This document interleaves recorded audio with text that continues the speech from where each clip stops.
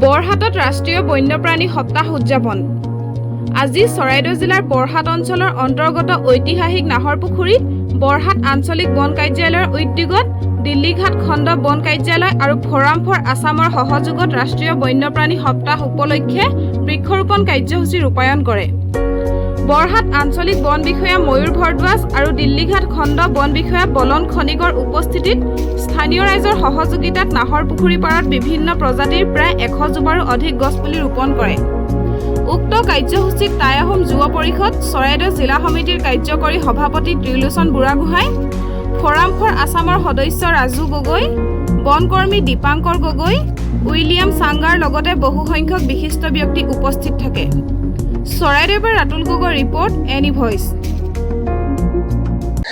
আজি 71তম ৰাষ্ট্ৰীয় বন্যপ্ৰাণী সপ্তাহ উপলক্ষে আমাৰ বৰহাট আঞ্চলিক বন কাৰ্যালয়, দিল্লীঘাট খণ্ড বন কাৰ্যালয়, নাহৰপুখুৰী উন্নয়ন সমিতি আৰু লগতে নাহৰপুখুৰীৰ লগতে বৰহাটৰ স্থানীয় ৰাইজৰ সহযোগত আৰু তেওঁলোকৰ উদ্যোগত আমি এটা বন্যপ্ৰাণী সংৰক্ষণ সজাগতাৰ লগতে আমাৰ ইয়াতে গছপুলি ৰোপণ নাহৰপুখুৰী প্ৰাংগণত আমি গছপুলি ৰোপণৰ এটা কাৰ্যসূচী গ্ৰহণ কৰিছোঁ।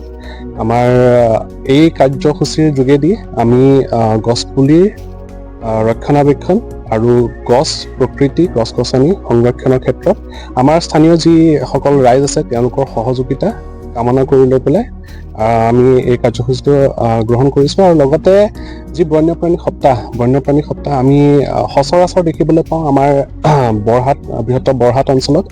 আমাৰ কেতিয়াবা হিউমেন এনিমেল কনফ্লিক্ট যোনটো হৈ থাকে নাহৰ ফুটুকীৰ লগতে কেতিয়াবা মাজে সময়ে আমাৰ দিল্লী সংৰক্ষিত বনাঞ্চলত আমাৰ কেতিয়াবা হস্তীও দেখা দিয়ে, হাতী মানুহৰ কেতিয়াবা সংঘাতে দেখা দিয়ে।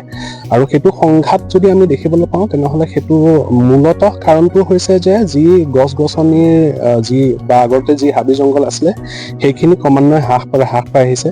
আৰু এই হ্ৰাস পোৱা প্ৰক্ৰিয়াটোৱে আমি বন্ধ কৰিবলৈ আমি যি গছ-গছনি সংৰক্ষণ, সেই সংৰক্ষণৰ এটা বাৰ্তা লৈ পেলাই আমি এই কাৰ্যসূচীটো গ্ৰহণ কৰিছোঁ। আমি গছ-গছনি যদি বৰ্তাই ৰাখিব পাৰোঁ, তেওঁলোকক যদি এটা তেওঁলোকৰ যি বাসস্থানৰ যদি এটা সুন্দৰ এটা আমি এনভাইৰনমেণ্ট পৰিৱেশ এটা দিব পাৰোঁ, তেনেহ'লে এই যোনটো বন্যপ্ৰাণী আৰু হিউমেন কনফ্লিক্ট, সেই কনফ্লিক্টটো হ্ৰাস কৰাৰ ক্ষেত্ৰত বহুতখিনি আমাৰ সুবিধা হ'ব।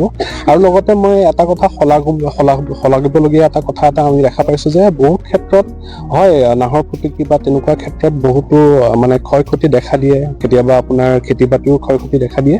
কিন্তু আমি যি দেখা পাইছোঁ বৰহাটৰ অঞ্চলৰ স্থানীয় ৰাইজ এই ক্ষেত্ৰত খুবেই সজাগ আৰু আমাক বহুত ক্ষেত্ৰত তেওঁলোকৰ সহযোগিতা আমি লাভ কৰি আহিছোঁ। নাহৰ ফুটুকী আমি পিঞ্জৰাবদ্ধ কৰাৰ ক্ষেত্ৰতো তেওঁলোকে সেইখিনিত আমাক যথেষ্ট সহযোগিতা আমাক যোগাই আহিছে।